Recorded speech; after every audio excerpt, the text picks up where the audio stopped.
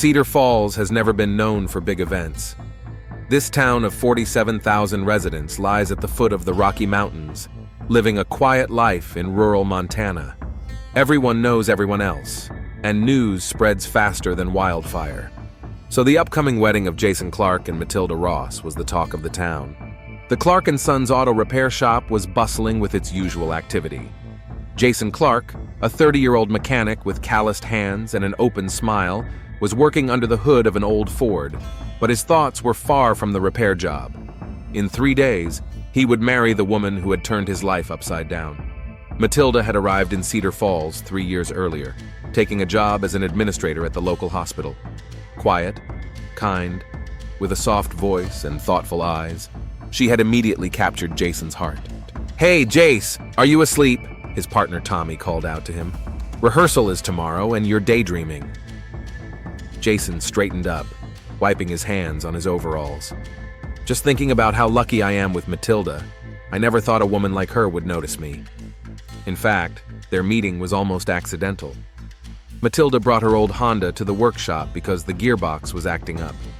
Jason remembered that day in detail, how she nervously fiddled with her purse handle as she explained the problem, how she smiled gratefully when he said he'd fix the car by the end of the day.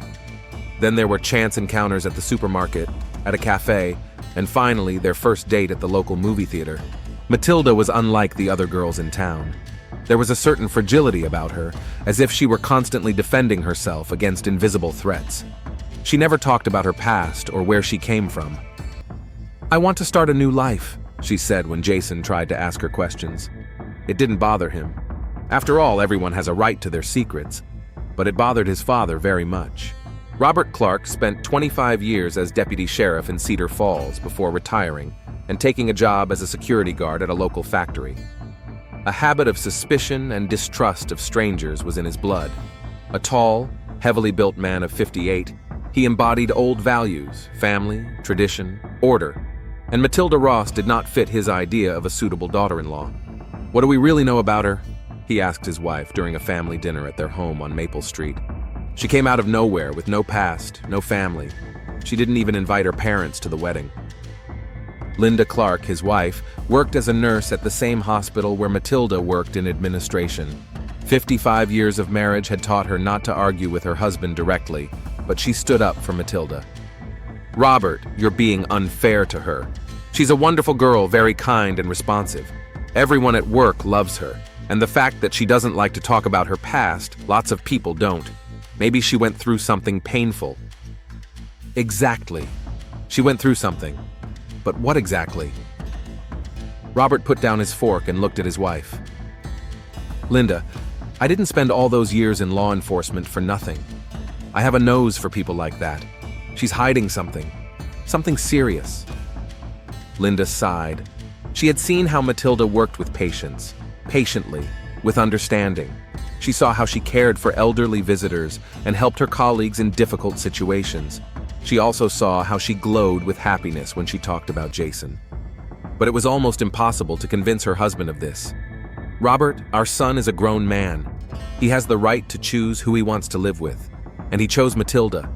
Our son is too trusting. He sees only the good in people. I've seen enough to know that when someone hides their past so carefully, they have something to hide." Robert was right that Matilda had secrets, but he had no idea how painful those secrets were for her. In her small apartment on the outskirts of Cedar Falls, Matilda sat by the window, looking at the snow-covered mountains. 3 years ago, she had come here to start a new life. For 3 years, she had been rebuilding herself, day by day, brick by brick. Her job at the hospital, her small circle of friends, her quiet evenings at home, it was all part of her plan to become a normal woman in a normal town. And then Jason came along. She hadn't planned on falling in love. Love meant intimacy, and intimacy meant the risk of exposure. But Jason was different. He accepted her for who she wanted to be without asking unnecessary questions. He was kind, honest, sincere, everything she valued in people. Matilda stood up and walked over to the mirror. The reflection showed her an attractive woman with delicate features, long blonde hair, and sad eyes. She had spent years making this image natural. Hormone therapy, plastic surgery, Endless hours working on her voice and mannerisms. All this was the price she paid for the right to be herself. But the greatest price was isolation from her past. Matilda Ross did not exist before the day she arrived in Cedar Falls. She had left behind another name, another life, another family that couldn't accept her choice. The phone rang, pulling her out of her memories. "Hi, beautiful," Jason's voice rang out. "How are you? Nervous?" "A little," she admitted, and it was true. But she wasn't nervous about the wedding. She was nervous about what would happen if the truth came out. Mom asked if you needed any help with the last-minute preparations. You know she wants everything to be perfect. Matilda smiled. Linda had really tried to make this wedding special. She had helped with the flowers, the seating arrangements, and had even offered to lend her wedding dress, which she had worn 30 years ago. "Tell Mom I'm very grateful to her for everything. Honestly, I don't know what I would do without you." "What about Dad? Is he still acting strange?" Matilda thought for a moment. Robert Clark had never been rude to her directly, but the coldness in his eyes when he looked at her spoke for itself. He studied her like a suspect, and that was scary. "Everything will be fine, Jason. Your father is just worried about you. It's normal." "Matilda, I want you to know that no matter what happens, I will be there for you. I love you just the way you are." Those words were both comforting and hurtful. Jason loved her for who she appeared to be, but he didn't know her for who she really was, with all her history and pain. "I love you too," she said, and there was not a hint of falsehood in her words. After the conversation, Matilda sat in silence for a long time. Tomorrow was the rehearsal. The day after tomorrow was the wedding. She would become Mrs. Clark, part of a family, part of this town. But how long would the illusion last? Robert Clark was not the type to give up easily. She saw it in his eyes, felt it in his behavior. He kept digging, kept searching, and sooner or later he would find what he was looking for.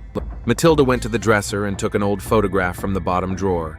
It showed another person, with short hair, dressed in men's clothes, with an uncertain smile. It was Matthew Ross, the person she once was, the person she buried to become herself. She stared at the photograph for a long time, then lit a match and held it to the corner of the picture. The flames slowly crept across the paper, destroying the last traces of the past. Robert Clark had never been a man to give up easily. 25 years in law enforcement had made him methodical and persistent in his search for the truth. So when his intuition told him that something was wrong with Matilda Ross, he decided to conduct his own investigation. It all started small. On Saturday morning, while Linda was at work and Jason was busy in his workshop, Robert went to the city library. Mrs. Henderson, an elderly librarian, knew him well from his days on the police force. "Robert, how are you? I hear you're getting married soon." She smiled warmly. "Yes, Jason is getting married. She's a nice girl," he replied, though his voice lacked enthusiasm. "Margaret, I need access to newspaper archives from other cities. Can I use a computer?" Mrs. Henderson showed him to a computer in the far corner of the reading room. Robert wasn't particularly skilled with internet technology, but he knew the basics. He started with a simple search: Matilda Ross plus Montana. The results were sparse, only a few mentions of her working at the Cedar Falls Hospital. Then he tried neighboring states. Matilda Ross plus Wyoming, Matilda Ross plus Idaho, Matilda Ross plus North Dakota. Almost nothing. It was as if this woman had appeared out of thin air 3 years ago. But Robert knew that people don't just appear out of nowhere. Everyone has a past: school records, driver's licenses, tax returns, medical records. The fact that he couldn't find anything only reinforced his suspicions. He tried a different approach, drawing on his professional skills. In the police, they often encountered people who changed their names. Sometimes they were witnesses under protection, sometimes people hiding from debt or ex-spouses, sometimes criminals with new documents. Matthew Ross plus Montana yielded more results. Robert looked through several pages, but nothing seemed suspicious.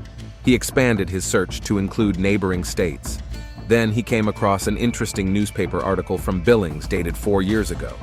A short article in the local news section mentioned a Matthew Ross in the context of a court case about a name change. The article was brief, but it referred to a transition to a new life identity. Robert frowned. A name change in itself was not criminal, but the phrase new life identity sounded ambiguous.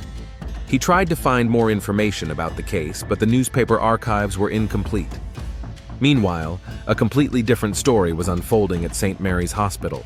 Matilda was sitting at her desk in the administrative department, reviewing patient charts, when Linda Clark approached her.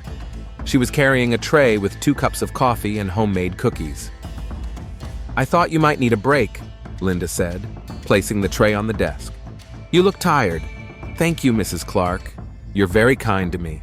"Linda. Please just call me Linda. We'll be family soon." Matilda smiled, but a shadow flashed across her eyes. The word family both attracted and frightened her. She had been alone for so long that the idea of belonging to something bigger seemed almost unreal. "Linda, can I ask you something?" Matilda put the documents aside. "Of course, dear. Your husband doesn't really love me, does he?" Linda sighed. She hoped Matilda hadn't noticed Robert's coldness, but apparently a woman's intuition had told her the truth. "Robert is very protective of his family. Sometimes too much. He just wants to make sure Jason is happy."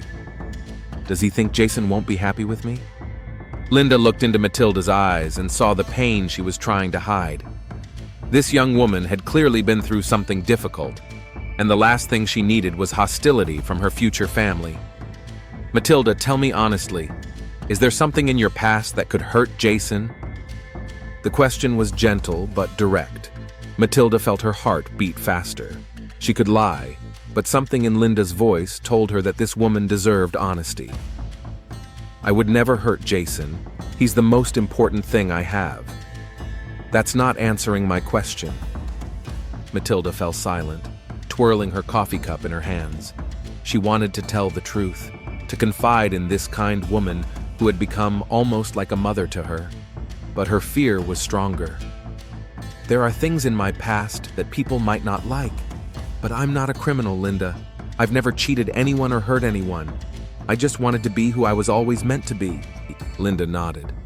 She didn't fully understand what Matilda was talking about, but she could feel the sincerity in her words. "Are you planning to tell Jason?" "I don't know. I'm afraid of losing him." "Matilda, look at me." Linda took her hands in hers. "My son loves you. Real or not, he loves the woman he sees in front of him.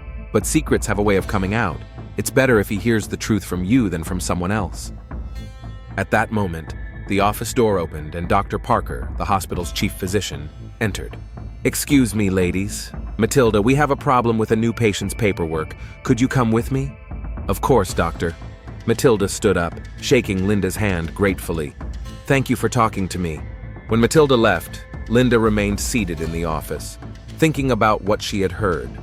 She had worked at the hospital long enough to meet all kinds of people with all kinds of stories.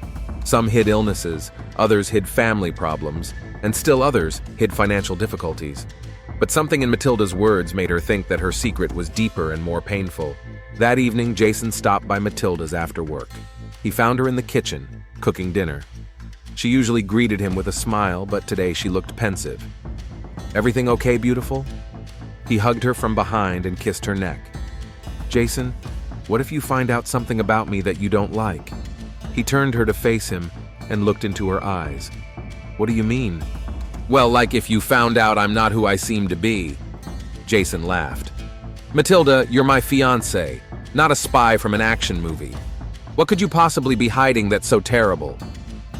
His carefree attitude both reassured and frightened her. He really couldn't imagine what secrets she was keeping. "I'm serious, Jason. What if my past—" "Listen." He cupped her face in his hands. "I don't care about your past. All I care about is our future. You're a kind, intelligent, beautiful woman who for some reason agreed to marry a simple mechanic. That's enough for me." Matilda felt tears welling up in her throat. His love was so pure, so unconditional. But could she remain the same when he learned the truth? "I love you, Jason, and I love you. I always will." But at that very moment, 20 minutes away, Robert Clark sat at home studying printouts of articles he had found in the library. He had ordered copies of several documents from the Billings Court archives, and they were due to arrive in the mail the following week. One phrase from the article he couldn't get out of his head: Transition to a new life identity. In his many years of practice, he had encountered this expression mainly in one context, and the idea made him feel sick. Could it be? He muttered under his breath, but didn't finish the thought. The next day was the wedding rehearsal. The small St. Joseph's Church on Church Street was preparing to welcome the Clark family and Matilda's few friends. Father O'Connor, the elderly priest who was to officiate the ceremony, greeted everyone at the altar.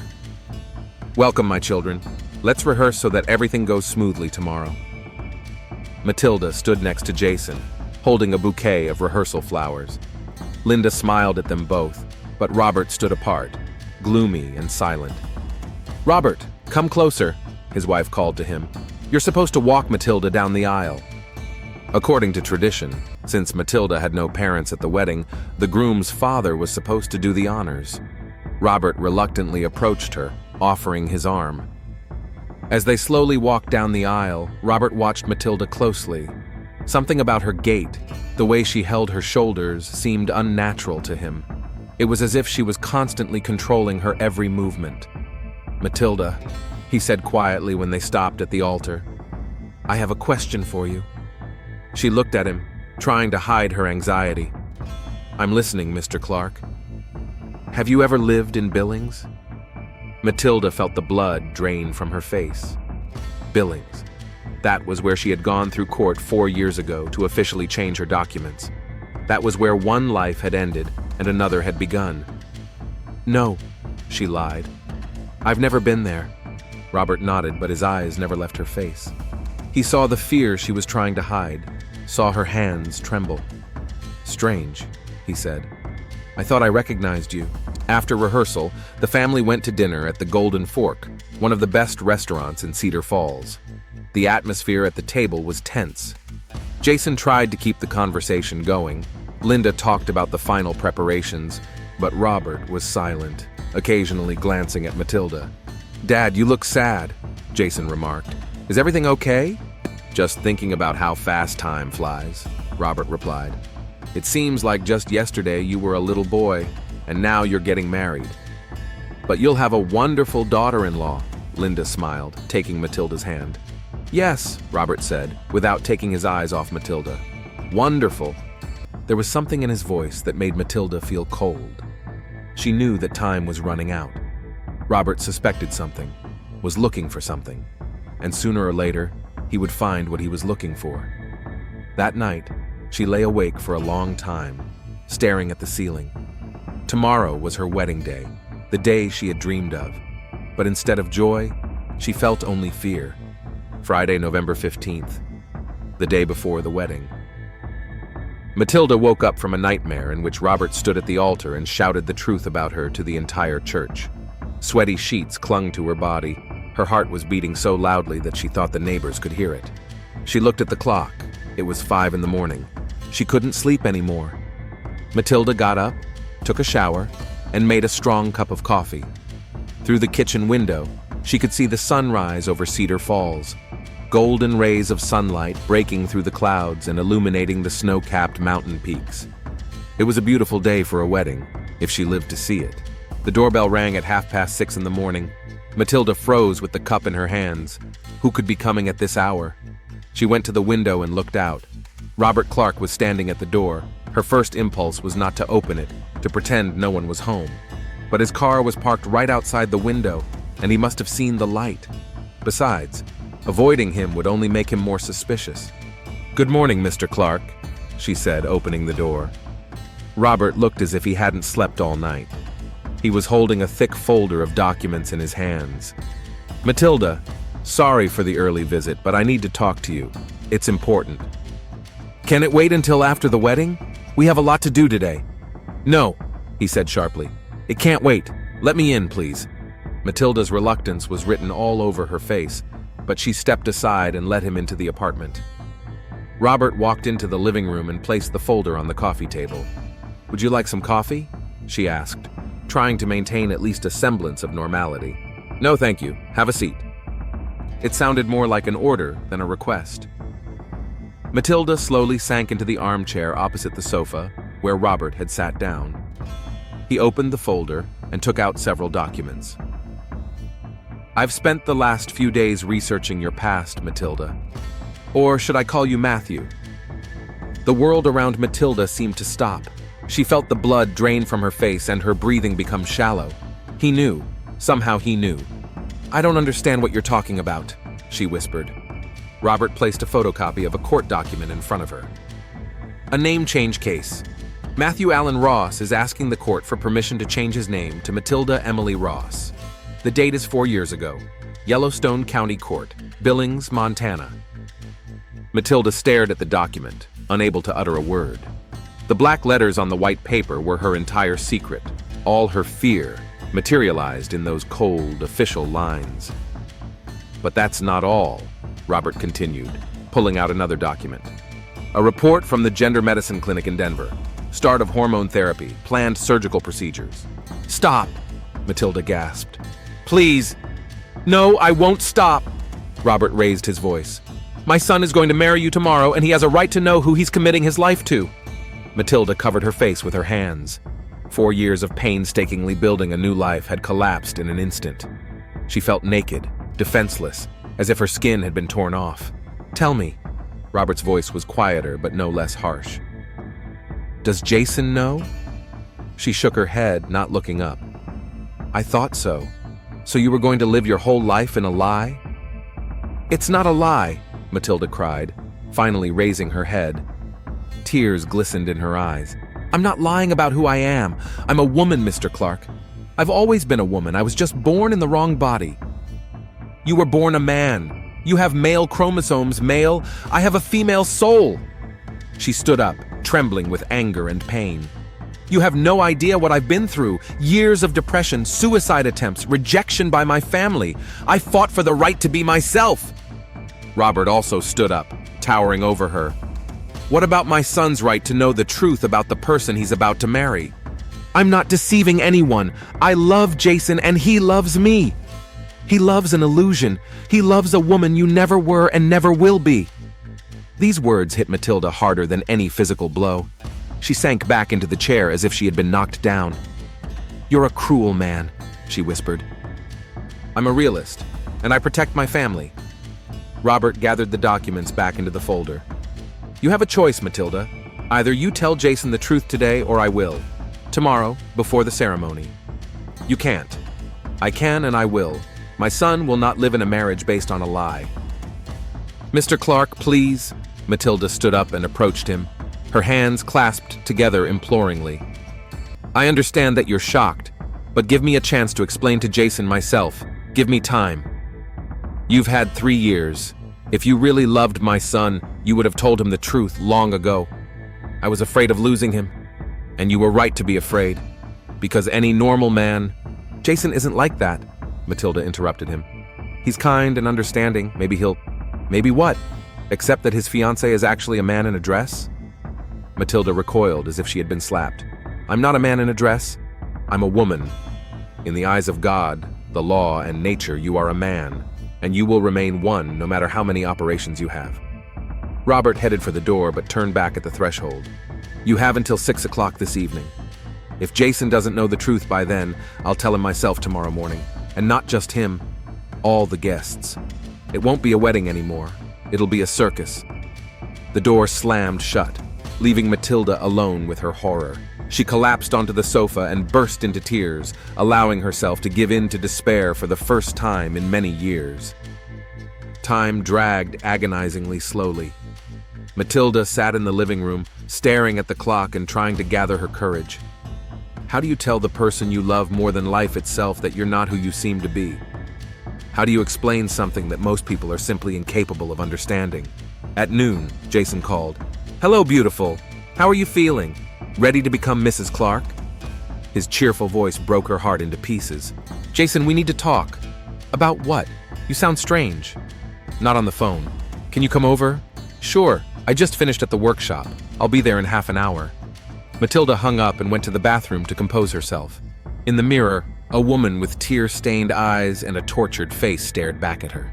She washed her face with cold water, combed her hair, and applied a little powder to hide the traces of tears. When Jason arrived, she met him at the door. He immediately noticed her condition. Matilda, What happened? You look like you've seen a ghost. Come in, please. Sit down.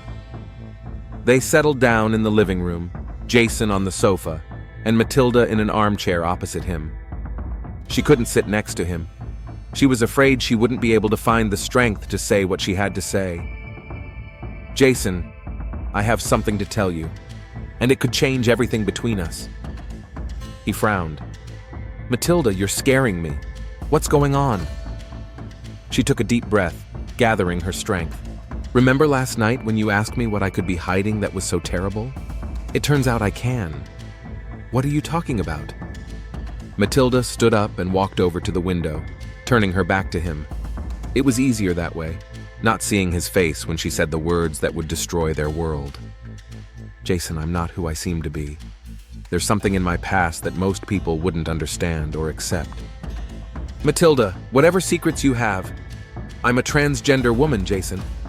Silence hung in the room, heavy and oppressive. Matilda could hear only the ticking of the clock on the wall and her own ragged breathing. What did you say? Jason's voice sounded strange, as if he couldn't believe his ears. Matilda turned around. Jason's face was white as a sheet, his eyes wide with shock. I was born in a male body, but I always knew I was a woman. 4 years ago, I officially changed my gender and name. Before that, my name was Matthew. Jason slowly got up from the sofa, as if his movements were difficult. You mean you used to be a man? No, I've always been a woman, just my body. Stop. Jason raised his hand. Stop. I need to process this. He began to pace the room, running his hands through his hair. Matilda saw the emotions change in his eyes. Shock, confusion, pain. Why didn't you tell me sooner? He finally asked. I was afraid of losing you. Losing me? Jason stopped and looked at her. Matilda, we've been together for 3 years. We're getting married tomorrow, and all this time you've been lying to me. I didn't lie about my feelings. I love you, Jason. That's the only truth that matters. Matters? Jason laughed, but his laughter was full of bitterness. You hid the most important thing about yourself from me. I thought I knew you, but it turns out I have no idea who you are. You know me. You know the real me, the woman who loves you, who wants to build a life with you. The real you? Jason shook his head. I don't even know what that means anymore. Matilda approached him, reaching out her hands, but he pulled away. Don't touch me. Please, just don't touch me. Those words hurt her worse than any physical blow. The man who had kissed her and spoken of love just yesterday now couldn't bear her touch. Jason, please, let me explain. Explain what? How you led me on for 3 years? How you made me fall in love with you? He couldn't finish the sentence, but Matilda understood what he wanted to say. She saw the same disgust in his eyes that she had seen in his father's. I need time, Jason said, heading for the door. I need to think. Jason, wait! But the door had already slammed shut behind him. Matilda stood in the middle of the living room, feeling her whole world collapse. She knew this could happen. She had prepared herself for it, but the reality was 100 times more painful than she could have imagined. In the evening, when the clock struck 6:15, the phone rang. Matilda approached it on wobbly legs. Hello? Matilda, it's Linda. Jason came home in a terrible state. What happened? Matilda closed her eyes, so he told his parents. Now it's all over. Mrs. Clark, Linda, I told him the truth. What truth? About who I really am, about my past. A long pause. Matilda, what are you talking about? I'm a transgender woman, Linda. Your husband found out and gave me an ultimatum. Either I tell Jason or he will. Another pause, even longer. My God, whispered Linda. Matilda, I understand if you don't want to see me anymore. I understand that the wedding is off. I'll probably leave town. No, wait. Don't make any rash decisions. Give everyone time to come to terms with this. Linda, you saw Jason's face. He looked at me like I was a monster. He's shocked. That's understandable, but that doesn't mean it's over. It does. Your husband was right. Jason will never accept me for who I am. Matilda hung up without waiting for a response. She went into the bedroom and took her suitcase out of the closet. It was time to run again, to start over again. She had done this many times before, but this time it was different. This time she was leaving behind not just a place to live, but a home, and a heart broken into a million pieces. Saturday, November 16th, wedding day. At 6:30 in the morning, Matilda sat on the edge of her bed in her apartment, staring at the white wedding dress hanging in the closet. She hadn't slept all night, going over the options in her head. Leave right now, wait for Jason, go to the church and hope for a miracle. Her suitcase stood nearby, half-packed. Several times during the night she had gone over to it, put things in, then taken them out again. Where to go? Start over for the third time? She still had some savings. She could get by for a few months in a new city. The phone was silent. Jason hadn't called. At 7 in the morning, there was a knock at the door. Matilda's heart leapt. Maybe it was him. Maybe he had changed his mind, forgiven her, understood. Standing at the door was Linda Clark, with a bouquet of white roses and tear-stained eyes. "Linda," Matilda whispered, "what are you doing here? Can I come in?" Matilda stepped aside. Linda walked into the living room, put the bouquet on the table, and turned around. Jason didn't sleep all night. He sat on the porch, smoking one cigarette after another. Robert didn't sleep either. He walked around the house, muttering to himself. "What about the wedding?" "I don't know, dear. I honestly don't know." Linda approached her and took her hands. "But I do know one thing. You're a good person, Matilda. And what happened to you in the past doesn't change that." Matilda felt tears welling up in her eyes. "You don't understand. Jason looked at me like I was a liar, a monster. He's in shock. Anyone would be. But the shock will pass." "No, it won't. Your husband was right. Jason will never accept me like this." Linda squeezed her hands tighter. "Matilda, listen to me. Robert says a lot of things, but he doesn't speak for all of us, and he doesn't speak for Jason." "Then where is he? Why doesn't he call?" "Because he's confused. Imagine yourself in his place. The person you love confesses something that turns your whole world upside down. He needs time." Matilda turned away toward the window. "There's no time, Linda. Today was supposed to be our wedding day. Either it happens or it's over. Then go to the salon, get ready, give him a chance to make a choice. What if he doesn't come? Then at least you'll know you did everything you could." After Linda left, Matilda stood in front of the mirror for a long time, trying to decide. Should she go to the White Garden wedding salon on Main Street, where her stylist and makeup artist were waiting for her? Or should she just pack her suitcase and leave, avoiding the humiliation of public rejection? In the end, she chose the former. If this was really the end, let it be a dignified one. At 9 in the morning, Matilda arrived at the salon. Mrs. Parker, the owner, greeted her with a professional smile, but her eyes betrayed her sympathy. News traveled fast in Cedar Falls. "Good morning, dear. Ready to be the most beautiful bride in town?" Matilda nodded, not trusting her voice. The next 2 hours passed in a blur. Shower, hair, makeup, manicure. Each procedure felt like a farewell ritual. Matilda looked at her reflection in the mirror and saw a beautiful woman in a wedding dress, but she felt like an actress playing a role in a play that was about to end. At 11:30, as the stylist was putting the finishing touches to her hair, Robert Clark entered the salon. He was dressed in a dark suit, as befitted the father of the groom, but his face was grim. He was carrying a small bag. "I need to talk to the bride," he said to Mrs. Parker. "Of course, Mr. Clark. Matilda is in the main room." Robert walked over to where Matilda was sitting in front of a large mirror, surrounded by white tulle and lace. When she saw his reflection, she froze. "Mr. Clark, we need to talk, alone." The stylist and Mrs. Parker exchanged glances. "Maybe later?" suggested the salon owner. "We're not finished yet." "Now," Robert said sharply. "In the back room." Matilda stood up, the hem of her dress rustling across the floor. She followed Robert into a small room at the back of the salon where boxes of jewelry and wedding accessories were stored. Robert closed the door behind them and turned to her. There was anger in his eyes, but also something else.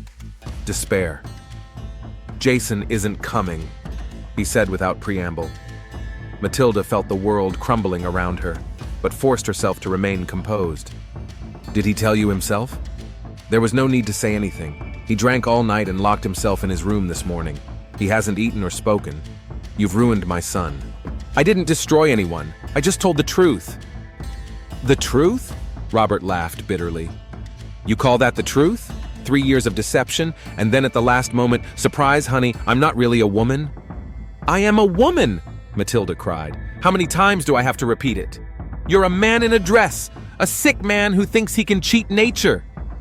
Robert opened his bag and took out a gun, his old service Glock 17. Matilda recoiled, her eyes wide with horror. What are you doing? Defending my family's honor, he said, keeping the gun pointed at the floor. But its presence made the air in the small room even more stifling. You think I'm going to let a pervert like you carry the Clark name? Put the gun away, Mr. Clark, please. My grandfather fought in Korea. My father served in Vietnam. I've kept the peace in this town for 25 years. The Clarks are an honest family, a family with traditions, and I won't let you tarnish that. Matilda slowly backed toward the back door, but Robert noticed her movement and quickly moved to block her exit. Where are you going? Let me go. I'll leave town, disappear. Jason will forget about me. No. Robert shook his head. It's too late. Too late. You've already done the damage. The whole town knows that my son was supposed to marry someone like you. This stain on our reputation will never go away. Then what do you want from me? Robert raised his gun, pointing it at her. Justice. Matilda tried to rush for the door, but Robert was quicker. He grabbed her arm and held her tight. You'll kill yourself, he said, moving the gun closer to her temple. You'll leave a note saying you can't live a lie. It will look natural, a sick man realizing his inadequacy and... No! Matilda tried to break free, but Robert's grip was iron. Help! Help me! No one will hear you. The walls are thick. In desperation, Matilda tried to grab the gun from him. A struggle ensued. She tried to turn the weapon away. He tried to maintain control. Her dress got tangled under her feet. Matilda stumbled and fell, pulling Robert down with her. They rolled across the floor between the boxes, fighting for the gun. Robert was stronger, but Matilda was fighting for her life. She managed to gain control of the gun for a moment, but Robert jerked her hand away, turning the barrel back toward her. At that moment, a shot rang out. The sound was deafening in the confined space. Matilda felt a burning pain in her chest and saw her white dress turn red. She fell on her back, gasping for air. Robert stood up, breathing heavily. The gun trembled in his hands. He looked at Matilda, who was lying on the floor, pressing her hands against the wound. God, he whispered, I didn't mean it. It was an accident.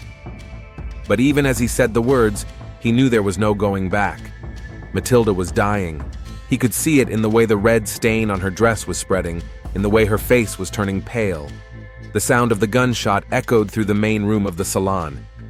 Mrs. Parker and the stylist rushed to the back room. What's going on? Mrs. Parker shouted, jiggling the door handle. Robert had less than a minute. He quickly took a note he had prepared in advance from his pocket, a few lines written in handwriting similar to Matilda's. I can't live a lie anymore. Forgive me, M. He placed the note next to Matilda, then took her hand and wrapped her fingers around the handle of the gun, leaving her fingerprints. Then he stepped back toward the door. Matilda! He shouted, feigning panic. What are you doing? No! He unlocked the door just as Mrs. Parker and the stylist burst in. My God!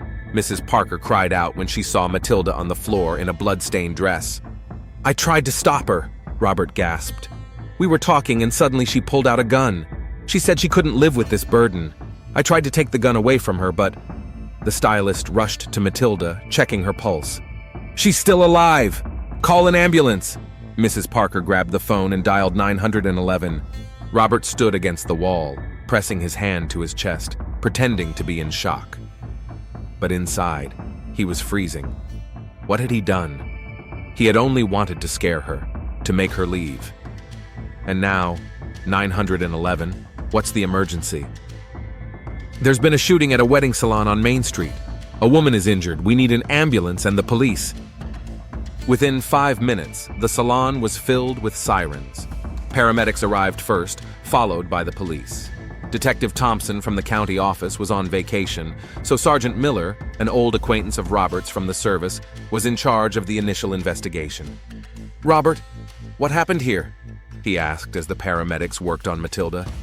"Jim, this is terrible," Robert shook his head. "My son's fiancée had problems, psychological problems. She decided to kill herself right before the wedding." Sergeant Miller examined the scene. The gun was lying next to Matilda, and the note was right there. At first glance, it looked like suicide. "Did you see how it happened?" "I tried to talk to her, to convince her not to do anything stupid, but she was hysterical, screaming something about not being able to live a lie. Then she pulled out a gun from somewhere. I have no idea where. I rushed over to her, tried to take the gun away, but it was too late." Paramedics lifted Matilda onto a stretcher.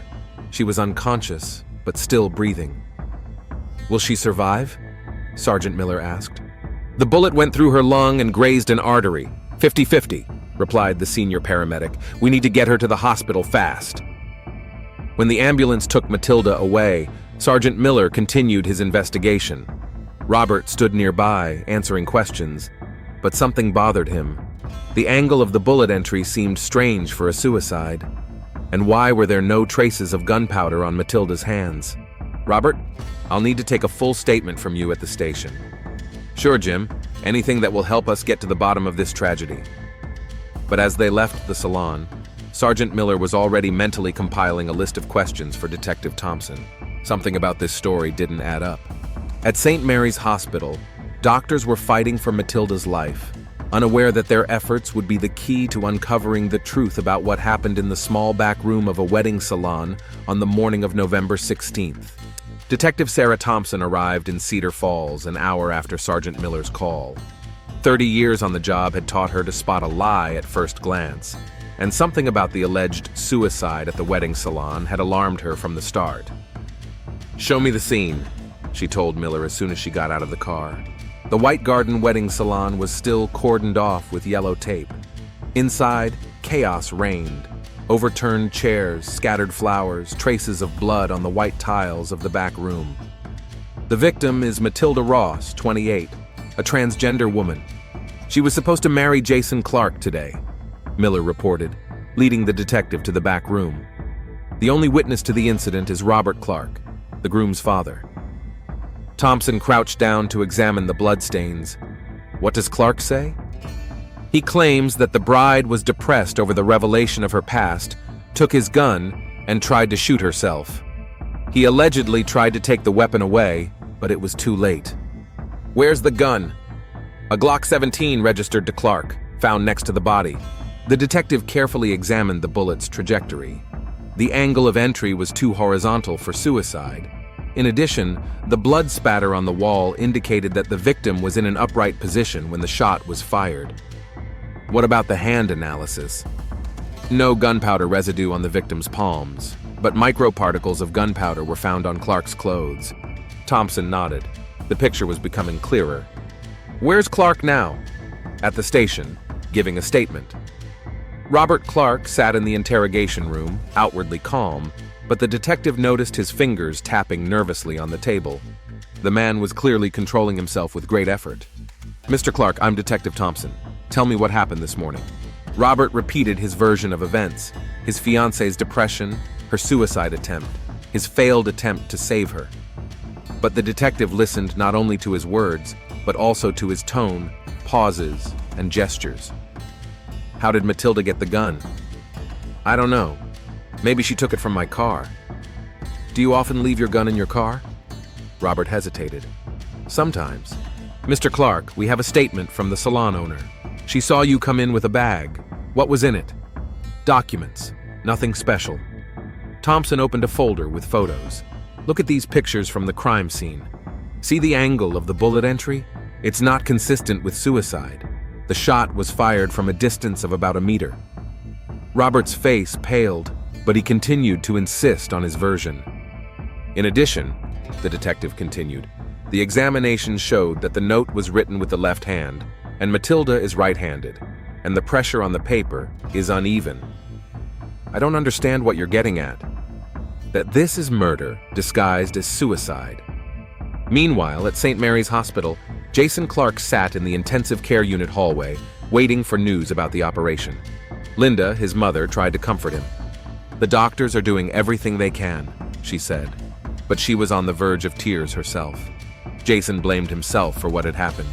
His harsh reaction to Matilda's confession, his refusal to listen to her, all of that had led to this tragedy. "If she dies, I won't survive," he whispered. "Don't say that. Matilda is a strong woman."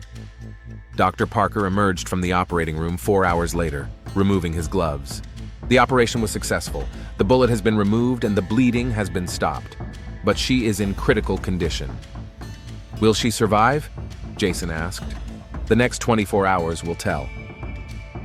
At the police station, Detective Thompson received the results of the forensic examination. Ballistics confirmed her suspicions. The shot was fired from a distance, incompatible with suicide. The fingerprints on the gun were in the order indicating that Robert had taken the gun after Matilda. "Mr. Clark," she said, returning to the interrogation room, "the evidence refutes your version of events. You have one last chance to tell the truth." Robert remained silent, staring at the table. "Fine. Then you're under arrest on suspicion of attempted murder." Only then did Robert's defense collapse. "I didn't mean to kill her," he cried. "It was an accident." "Tell us what really happened." "I came to make her admit to the guests who she was. I brought the gun to scare her, but she refused to leave, said she loved Jason. I got angry, we started fighting, and the gun went off. And the note? I panicked. I wrote it to make it look like suicide." The news of Robert Clark's arrest shook Cedar Falls. The former deputy sheriff, a respected man, was a murderer. Matilda regained consciousness on the third day. Jason had not left her bedside, and when she opened her eyes, the first thing she saw was his tear-stained face. "Matilda," he whispered. "Thank God." "What happened?" she asked hoarsely. "My father. He shot you. He's under arrest." She closed her eyes, remembering the horror of the utility room. "Jason, I understand if you don't want to." "I love you," he interrupted. "I'm sorry for how I reacted. I was in shock, but that's no excuse. You have a right to be yourself." Tears streamed down her cheeks. "But I hid the truth from you." "Now I understand why. After what my father did, I understand how dangerous you felt." Robert Clark's trial began 4 months later. The prosecution sought the maximum penalty for second-degree attempted murder. Matilda testified from a wheelchair. Her voice trembled as she recounted how Robert had threatened her. "He said I was a monster, that people like me shouldn't ruin the lives of normal people," she said. "He demanded that I kill myself or disappear." Robert's lawyer tried to portray what had happened as a tragic accident, but the evidence was irrefutable. The jury returned a guilty verdict after an hour of deliberation. Robert Clark was sentenced to 25 years in prison. When the sentence was announced, Matilda felt no triumph, only sadness for her broken family and for how hatred can blind a person. 8 months later, Jason and Matilda were finally married. The ceremony was modest, in a small church on the outskirts of town. Linda Clark was the maid of honor, fully accepting Matilda into her remaining family. "Welcome to the Clark family," she said to Matilda after the ceremony. "You are truly welcome." Cedar Falls slowly recovered from the scandal. Some residents still condemned Matilda, but most understood that the real monster was not the person fighting for the right to be themselves, but those who denied them that right. Matilda returned to work at the hospital and became one of its most respected employees. Her story changed many people's attitudes toward tolerance and acceptance. In the evenings, sitting at home with Jason, Matilda sometimes thought about how thin the line was between love and hate, between acceptance and rejection. But she tried not to dwell on the past. She had a new family, a new future, and the right to be herself, a right she had almost paid for with her life. Matilda's story served as a reminder that every person deserves love and acceptance, regardless of who they were born as or who they became. And that sometimes the greatest victory is simply the opportunity to stay alive and be yourself.